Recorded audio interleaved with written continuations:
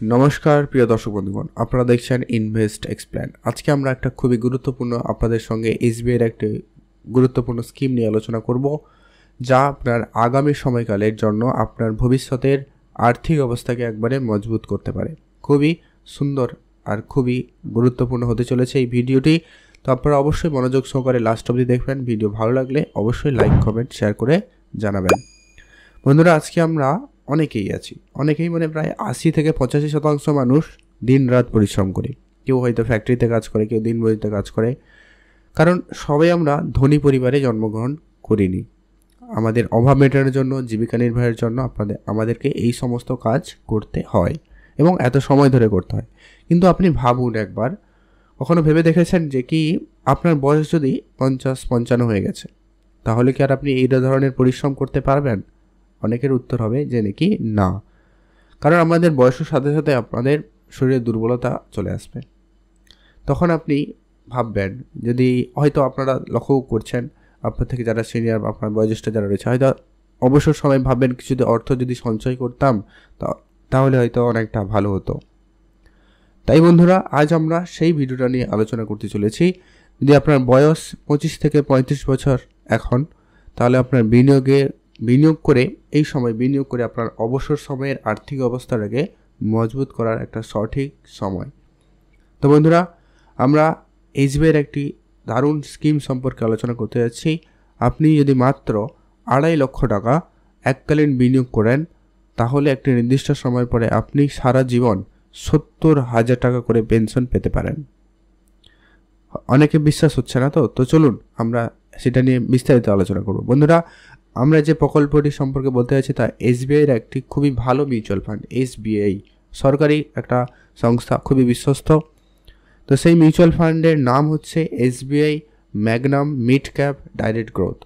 এই মিউচুয়াল ফান্ডের অতীতের যদি আমরা রিটার্ন পার্সেন্টেজ দেখে নিই, তাহলে দেখবেন কি এটি গত বছরে 14% রিটার্ন দিয়েছে, গত 2 বছরে 26% রিটার্ন দিয়েছে, 3 বছরে 15% রিটার্ন দিয়েছে। আর যদি আমরা 5 বছর দেখি, তাহলে এটা 29% পর্যন্ত রিটার্ন দিয়েছে। আর ওভারঅল জবে থেকে খুলেছে আজ অবধি যদি টোটাল একটা গড় হিসাব করা হয়, তাহলে 21% পর্যন্ত কিন্তু রিটার্ন দিচ্ছে।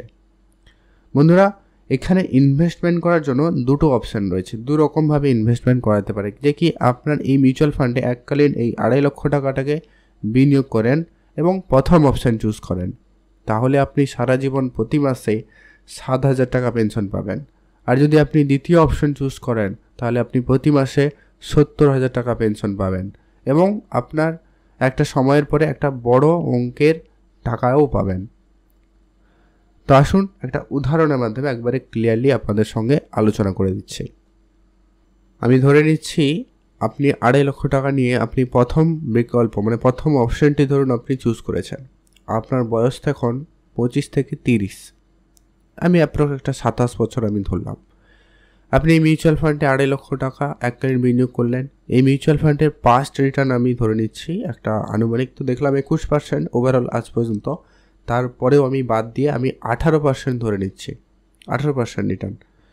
এখন আপনি এই 2.5 লক্ষ টাকা বিনিয়োগ করছেন, যদি কমপক্ষে 5 বছরের জন্য এটি মিউচুয়াল ফান্ডে রেখে দিতে হবে বা আপনি রেখে দিন, তাহলে আপনার 5 বছর বিনিয়োগের পরে যে রিটার্নটা পাবেন সেটা হচ্ছে 3,21,939 টাকা। যদি আপনি এতে আপনার ইনভেস্টমেন্টটা অ্যাড করে দেন, তাহলে টোটাল গিয়ে দাঁড়াবে 5,71,939 টাকা। আচ্ছা, এখন আপনার বিনিয়োগ শুরু করেছেন, তখন আপনার বয়স ছিল ধরুন 27 বছর। এখন আপনি 5 বছর মিউচুয়াল ফান্ডে বিনিয়োগ করেছেন, এখন আপনার বয়স হয়ে গেছে 32 বছর। এখন আপনাকে এখানে SWP এর সুবিধা নিতে হবে। যদি আপনি SWP সম্পর্কে জানেন না, তাহলে আপনাদেরকে ছোট করে বলে দিচ্ছি। SWP কে ফুল ফর্ম হচ্ছে যে কি সিস্টেমেটিক উইথড্রল প্ল্যান। আমরা SIP করি, সেটা হচ্ছে সিস্টেমেটিক ইনভেস্টমেন্ট প্ল্যান, এটা তার উল্টো। SWP হচ্ছে সিস্টেমেটিক উইথড্রল প্ল্যান। মিউচুয়াল ফান্ডে যে ইউনিটগুলি আপনি এককালীন টাকা দিয়ে কিনেছিলেন, আপনি যে ইউনিটগুলো কেনা হয় মিউচুয়াল ফান্ডে, সেটা আপনি প্রতি মাসে অল্প অল্প করে বিক্রি করা শুরু করবেন এবং সেই পরিমাণে টাকাটা আপনার ব্যাংকে পেনশন হিসাবে আসতে থাকবে। এখন আপনি 5 লক্ষ ৭১,৯৩৯ টাকার উপরে যদি SWP নেওয়া শুরু করেন, তাহলে আপনি প্রতি মাসে ধরুন ৭,০০০ টাকা তুলে নিলেন। 30 বছর ধরে এক টানা এই সুবিধা যদি গ্রহণ করেন 30 বছর ধরে, তাহলে আপনি মোট টাকা যে উইথড্রল করবেন সেটা হচ্ছে 25,20,000 টাকা। এর পরেও 30 বছর পরেও আপনার কাছে সেই মিউচুয়াল ফান্ডে থাকবে 1,02,42,089 টাকা, যা আপনি যে কোনো সময় তুলে নিতে পারেন। এখন আপনি ভাবতে পারেন যে কি এই 7,000 টাকা প্রতি মাসে অত্যন্তই কম। তাহলে বন্ধুরা, আপনি যদি এই 2.5 লক্ষ টাকা বিনিয়োগ করে প্রতি মাসে 70,000 টাকা পেনশন পেতে চান এবং আপনি এটা অবসর সময়কালে পেতে চান, অর্থাৎ আপনার বয়স যখন 50-55 হয়ে যাবে, যখন আপনি পরিশ্রম করতে পারবেন না, তখন আপনাকে এই দ্বিতীয় অপশানটি চুজ করতে হবে।